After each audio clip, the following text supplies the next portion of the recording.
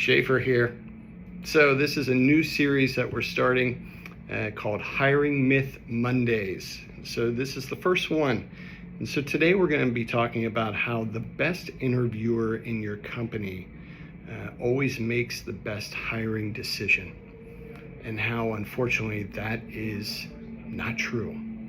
And I want to be clear about this. We had a video a week or so ago that I did, and we talked about how everyone can look good on a 1-hour date. And so I'm not suggesting that your best interviewer can't make great decisions in terms of bringing people on board. They absolutely can, but let's not just assume that they are always going to make the best decisions. There's a number of things that come into play. When someone comes into the interview and they come in confident and they're likable and they maybe have some similarities with the individual that is that interviewer, that can be very endearing and very, there's a connection there.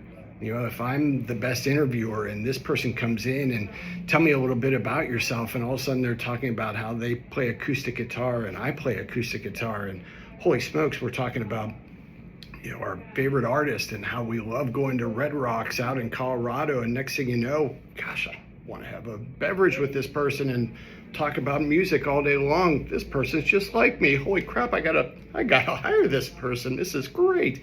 Yeah, no, what does that have to do with the job? Zero.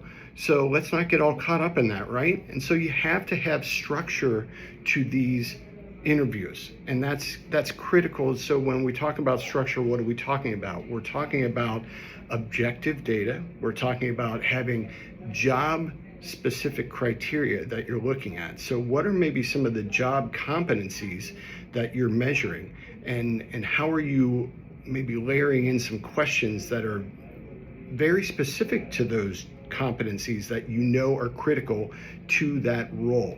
And are you using some objective assessment to measure those competencies to see, okay, where are they at in those specific competencies for that role? Do we have some work to do if we were to bring them in? Even maybe we love them, maybe we do really like that person, but do we have to work on some of those areas? So you're going to have to look at all of those different things.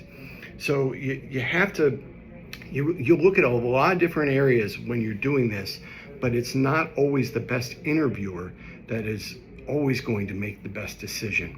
But starting with a very structured process is certainly going to help you in making those better decisions. So with that, hopefully that gives you a little better insight. This is the first Hiring Myth Monday. I look forward to many more. I look forward to seeing you next Monday for the part 2 of Hiring Myth Mondays. See ya.